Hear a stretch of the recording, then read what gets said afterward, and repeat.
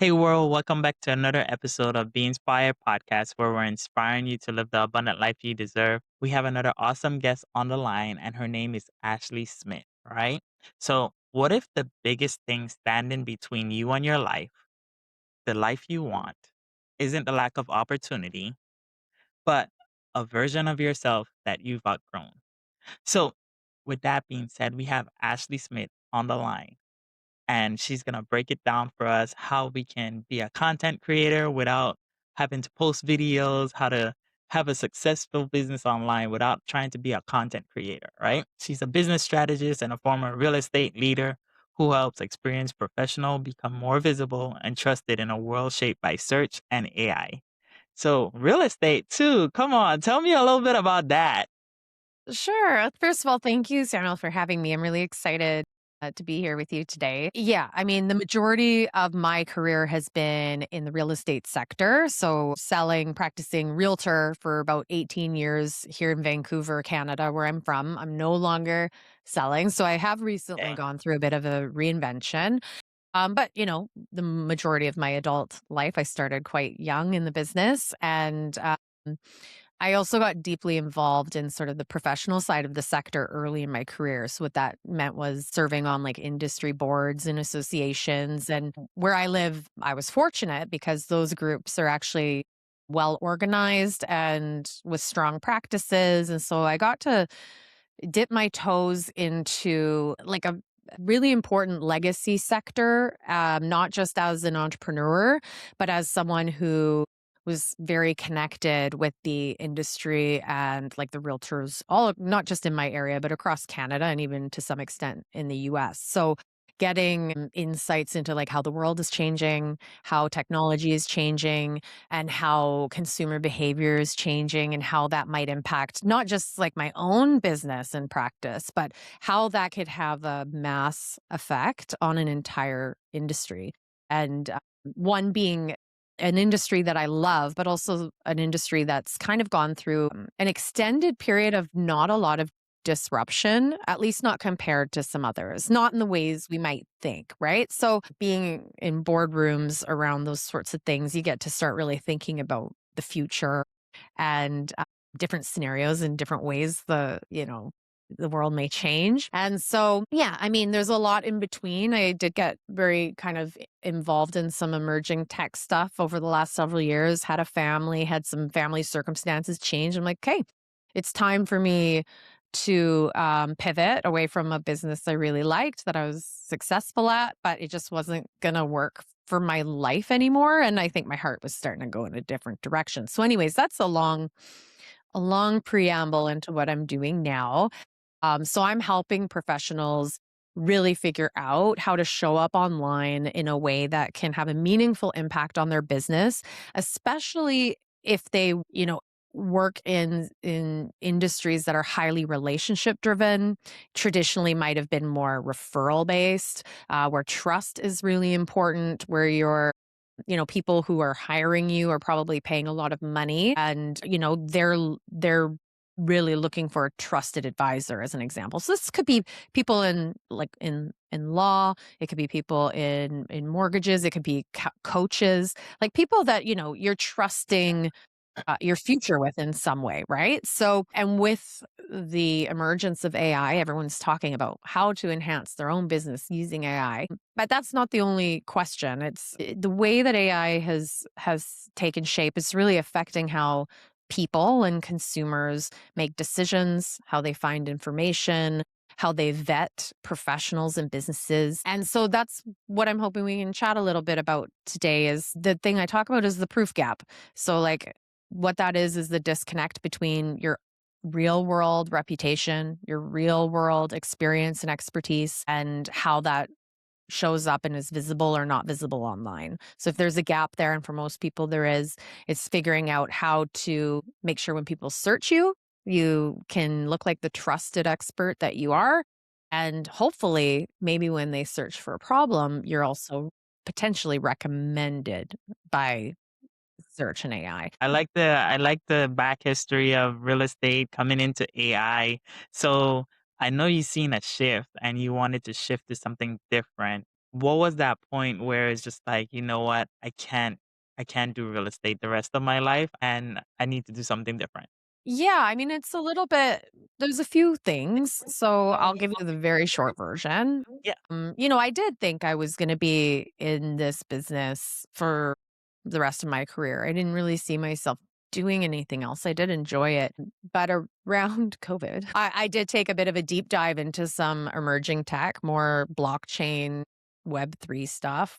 We don't need to get too nerdy about that right now, but that introduced me, it helped me see I guess, where technology can go, and how it might impact things just generally in a more, in me having been so engaged and learning about some of that stuff, but also understanding how business is changing, not just real estate, like how, in that sector, in that like emerging tech sector, you see like where's money going? Like where are people investing their Yeah. capital and how does that change how businesses make decisions? And I thought that might affect my business, but I also found that those conversations and those questions very interesting. So initially I was just kind of pulled away through new interest.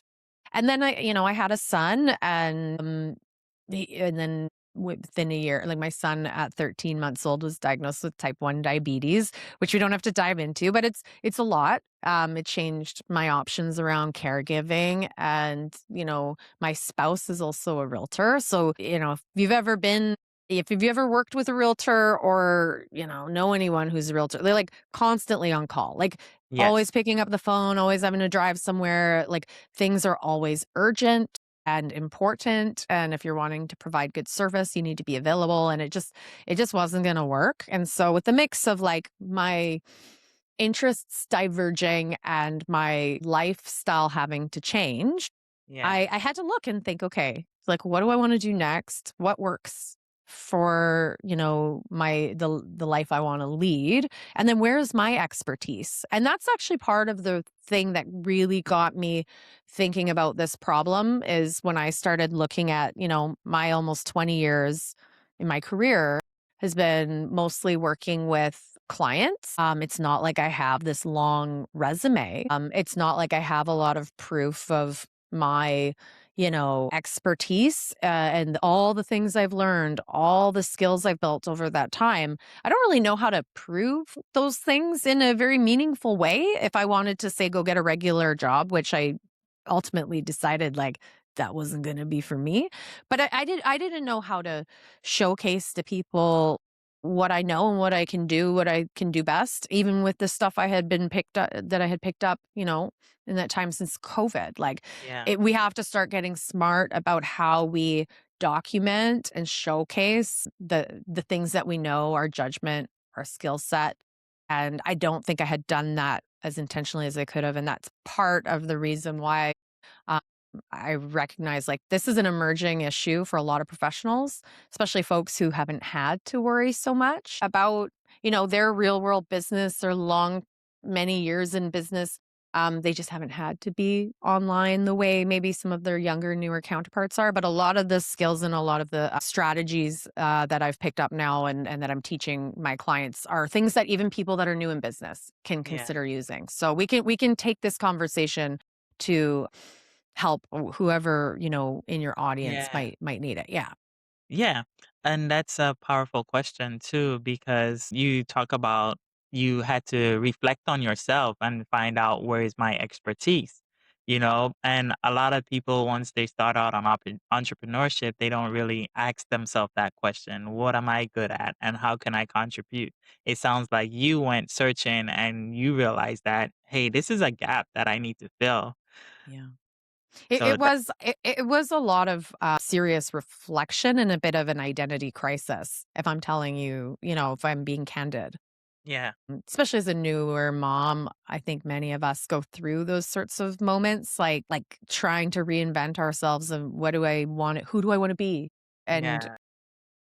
so it is, personal, but it's also trying to be strategic too about, how can I bring value to the world and then figuring out how to articulate it. Mhm. And then Mhm. that identity crisis also happens online because you're building a business and you want to portray who you really are, but then you're on the outside behind of internet where nobody sees you, there's somebody else different. So it's now trying to make both of them match. Like, for example, like somebody may have like a funny videos and they might try to fit in that niche, but that's not really them.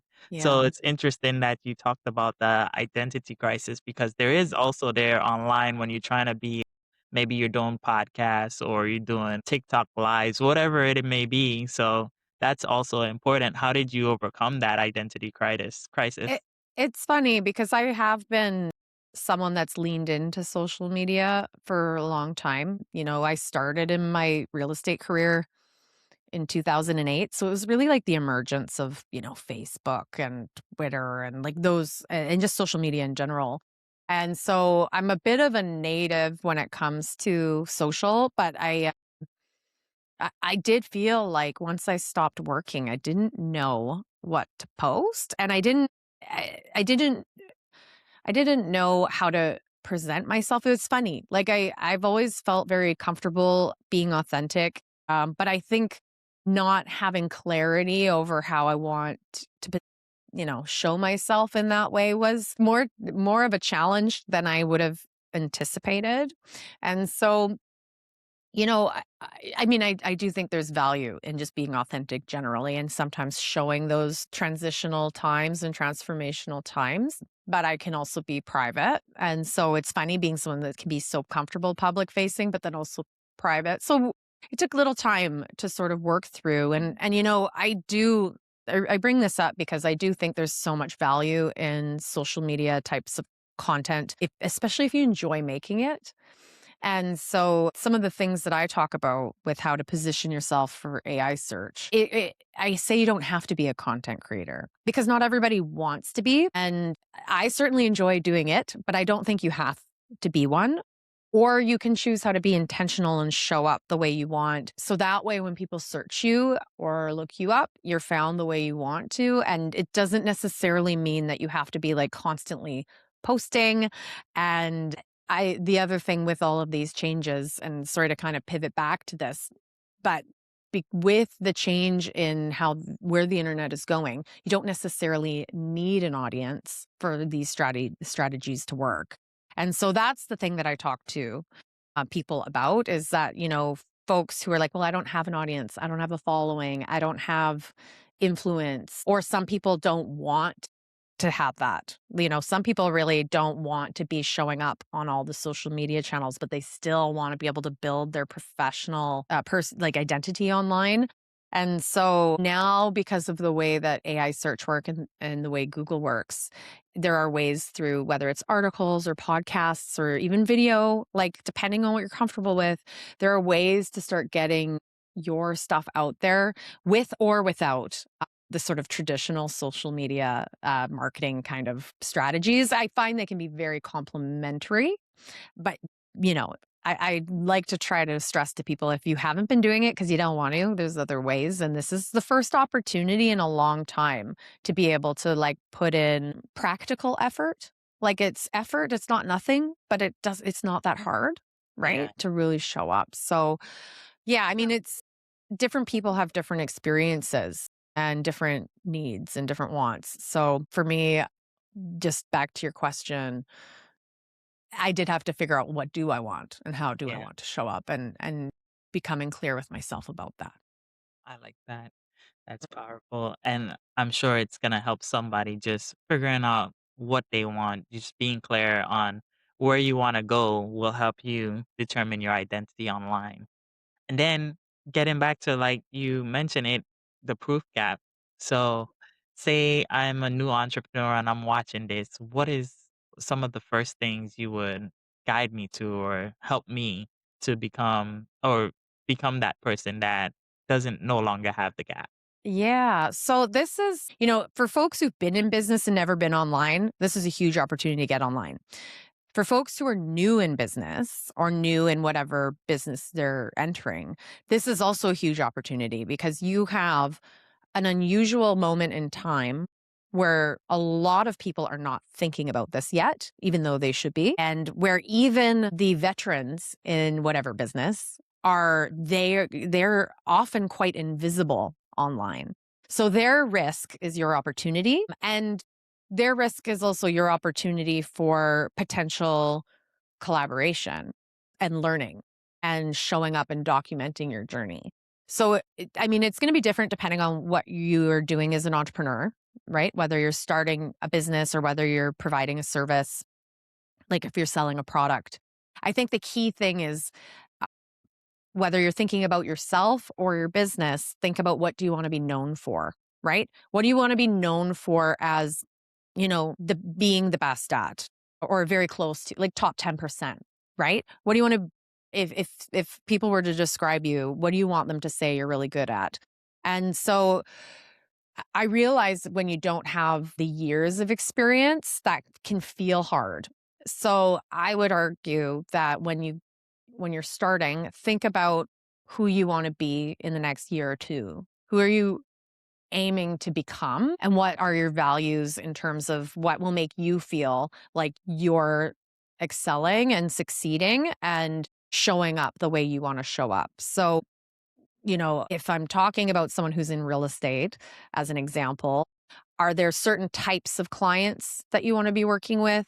Is that a demographics thing? Is that like first time home buyers or investors or, who are you wanting to serve? And then, is it a market area? Like where is the expertise? Are there certain, if your clients are also new or young or it's their first time hiring somebody like you? Is it that you really take care in explaining things, in helping people, you're guiding them, you're holding their hand, you're taking things slowly. Like maybe that's the thing that you're good at. And maybe over time that will evolve, right? There's no harm in having expertise showing up now that evolves and shows depth over time. So think about those things you want to be known for, and then think about how to show up and make sure that you're touching on those things in either your social media content or other type of content that you're putting out. So whether that's on your website, how you're talking about yourself, your LinkedIn bio, which I hope everybody, I know we don't want to be on all the platforms all the time. I know it's a lot of stress, like post more, Yeah. whatever. But I do think, have a LinkedIn bio, have a photo, have your title and your area of expertise put in. It, I think, helps, prospective clients or partners take you more seriously, but also it helps Google and AI like know you're a real person.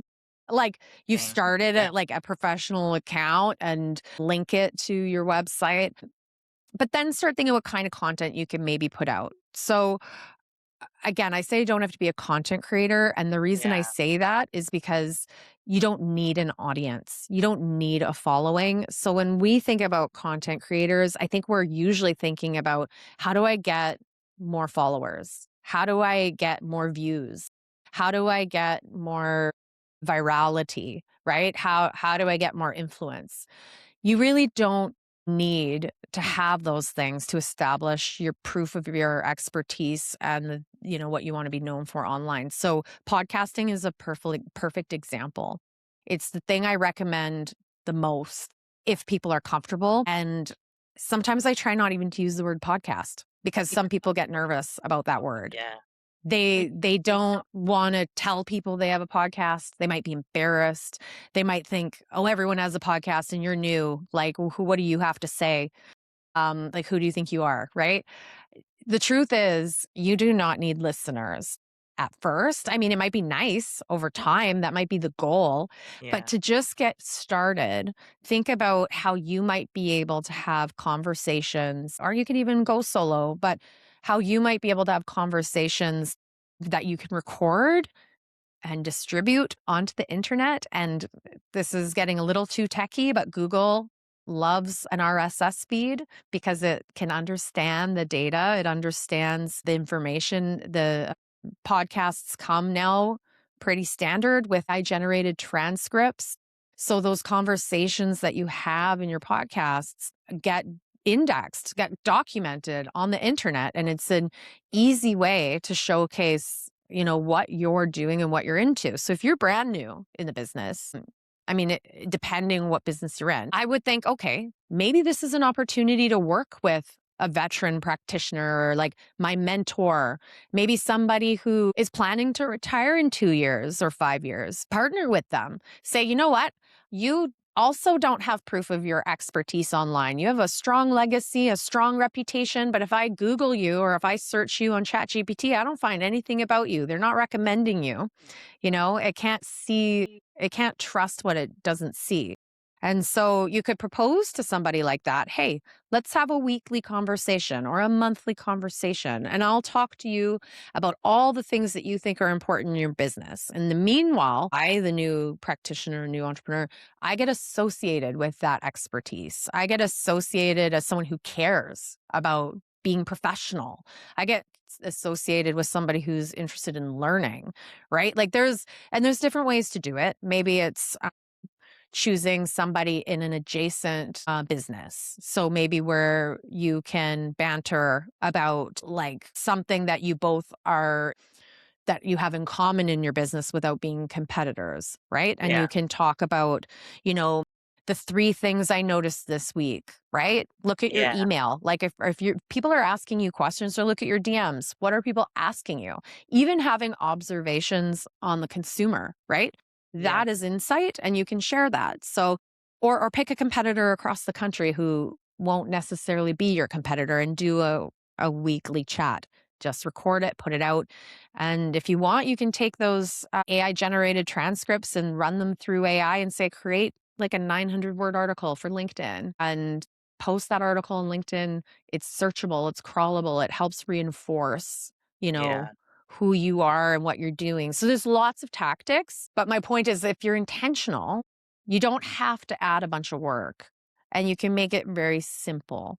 But I think leaning into those areas of expertise, whether they're things you've developed over many years or things you're developing right now, documenting it, it will put you above most people, and maybe if you are on social media in an active way, some of this stuff can help you with, clips of things or captions, or, you have a conversation, you can turn that into a post, right? Like there's lots of ways to take this stuff and repurpose it. But I think a lot of us think we need an audience yeah, to have an impact. And if you show up once a week doing something like this for a year, and your competitor who's been in the same business for 10 years is doing nothing because they don't think they need to, because they have the reputation, that gives you a huge advantage, a big searchable, discoverable advantage. wow, yeah, that's true, yeah, 'cause, this over a year, things compile, your subscribers grow, people start talking, so that's good, and a great example of what you said as far as, like, find somebody to kinda collaborate with is, maybe you're doing fitness and somebody else is doing supplements, they both go hand in hand, same audience, Exactly. they're trying to be in the same thing, so Yeah, I like and if you're able to do cross promotion, like especially if you're hosting a show, or you're doing, even maybe you really don't want to do voice or video, maybe you call somebody up and talk to them and take notes, or do a video and take notes and just turn that into yeah, turn that into an article or a post. And when they share what you've done, that because they're sharing, it adds a credibility factor back to you, not just because it reaches their audience, right? But because for Google now, it sees you as an authority that's being referenced by other professionals. And it puts a lot of weight on when somebody else talks about you, right? That's why also guesting on podcasts can be very effective. So I would lean in as early on as you can to kind of participate and engage in that way if you can and if you're comfortable, because that through the eyes of the internet, through not just the consumer, but the way that Google works and the way that AI search works. If you're being referenced by others, it's a huge bonus point, like big bonus points for that. It showcases that you're credible and that the real world trusts you, and you're not just making claims as, a business on your own site, right? It gives like a thumbs up. wow. Thank you, Ashley. I appreciate you like coming on here and sharing your thoughts and your expertise on the proof gap and how to use social media to build your business. So, one last question for you. How can somebody get connected to you and if they're trying to get connected? Yeah, you can. I mean, I'm everywhere. Like I have the most common name in the English speaking language, Ashley Smith, which is what makes it difficult for me to get easily searched. So I've been really working on that. But my handle for pretty much every social channel is at Ashley Smith now. Try to make it super easy. And you can go to proofplaybook.com if you like, and that'll take you to all the things I'm working on. I do have like a YouTube channel and newsletters and articles and a podcast where I talk about this stuff and some of the strategies that you can take. I do offer workshops from time to time if people are interested. But yeah, I mean, there is a proof score, a proof gap self-assessment on my site as well. So if you wanted to take a little moment to reflect on how you show up, how your competitors show up, who shows up when people are searching for someone like you. It gives just some easy ways for you to stop and pause and think and take a look at like what the reality is right now. Yeah. Okay. And the last question I like usually asking is what is one thing that you thought I would ask, but I didn't really ask you? Oh, that's a good question. Oh, I'm taking too long. No, you asked some great questions, but I think maybe just about what's been the most effective and like maybe why it matters, and we touched on it, but I think depending on what you do and who you are and how you like to show up now, just find those little moments, right? Like in your daily business already that are opportunities, like where what are people asking you and take note of it. Like make notes to yourself, text yourself like, "Oh, someone just asked me this question." Clearly that's something people are asking, right? Those are the kinds of questions you can be answering online and figuring out easy ways to do that. And yeah, I mean, I think folks should be really paying attention to how things change over the next year or two. Lean in now. Even if you feel like if you haven't earned it yet, lean in now because it's going to give you a huge advantage. Because, like I said, most people are not thinking about this, and it's probably going to be one of the biggest drivers of trust. Yeah. Yeah, over the coming years. So, hmm Imagine someone is listening right now. They're hmm sitting in their car, overwhelmed, yeah. doubting themselves, wondering if they should keep going. They just started online. What is one thing that you would tell them? Well, I just think everyone starts at 0. Like, everybody has to take the first step, and if you're down, it's probably because you care, and so if you care, it's probably something that's worth pursuing, and I think just recognizing that there's a lot of people who've been in business for a long time who are literally sitting in their car thinking, "Oh my gosh, I only want to work for another 5 years and I haven't done any of these things and I don't know where to start." There's people who are at the exact opposite end of their career and sitting and wondering what to do because they know they need to like be make more money or have enhanced their business to be able to have a proper retirement plan, right? And I think that having that connected challenge is interesting, but I also think recognizing that most people are trying to figure it out even if they have different experience than you. And so that's also the opportunity is you may be finding some of those people and working together could be a Yeah. huge window of opportunity too. Yeah. Sometimes it's not about the competition, it's about collaboration and teamwork. So Mhm, mhm. looking for those Well, people that connect. yeah, and sorry, I know I don't wanna belabor this, but that's one of the I am talking to some people right now who are thinking about their succession plan, meaning they wanna maybe sell their business in the next 5 years, and the economy and the markets have all been tougher, so some of them are having to kinda delay that, and so that's why they're now thinking, "Oh my goodness, like, how do I add value to my business?" so I can sell it or hand it off in a way that means something rather than it just disappearing, especially for people who provide service versus like a storefront or something like that. And so these are people who are hungry for figuring out how to enhance the value of their business. And so if you're someone who is more savvy with the online part and more comfortable or more willing to learn about that part, you could help people add value to their business, learn a lot from them along the way, and then maybe get all their clients when they're ready to retire. Like Yeah. there's a lot of opportunity there that I think people don't think about. Wow. Thank you so much, Ashley. I appreciate you coming on, sharing your expertise and your wisdom with us. Thank you for joining us. I appreciate you. Oh, thank you, Samuel. I appreciate coming on.